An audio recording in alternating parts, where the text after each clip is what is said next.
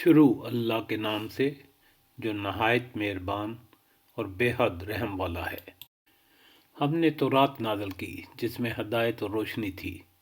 سارے نبی جو مسلم تھے اس کے مطابق ان یہودی بن جانے والوں کے معاملات کا فیصلہ کرتے تھے، اور اسی طرح ربانی اور احبار بھی اسی پر فیصلے کا مدار رکھتے تھے، کیونکہ انہیں کتاب اللہ کی حفاظت کا ذمہ وار بنایا گیا تھا اور وہ اس پر گواہ تھے۔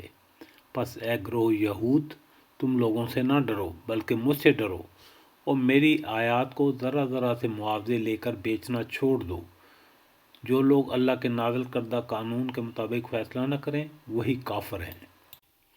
تورات میں ہم نے یہودیوں پر یہ حکم لکھ دیا تھا کہ جان کے بدلے جان، آنکھ کے بدلے آنکھ، ناک کے بدلے ناک، کان کے بدلے کان، دانت کے بدلے دانت، اور تمام زخموں کے لیے برابر کا بدلہ۔ پھر جو قصاص کا صدقہ کر دے تو اس کے لیے کفارہ ہے، اور جو لوگ اللہ کے نازل کردہ قانون کے مطابق فیصلہ نہ کریں وہی ظالم ہیں۔ پھر ہم نے ان پیغمبروں کے بعد مریم علیہ السلام کے بیٹے عیسیٰ علیہ السلام کو بھیجا۔ تو رات میں سے جو کچھ اس کے سامنے موجود تھا وہ اس کی تصدیق کرنے والا تھا، اور ہم نے اس کو انجیل عطا کی جس میں رہنمائی اور روشنی تھی، اور تورات میں سے جو کچھ اس وقت موجود تھا اس کی تصدیق کرنے والی تھی، اور خدا ترس لوگوں کے لیے سراسر ہدایت اور نصیحت تھی۔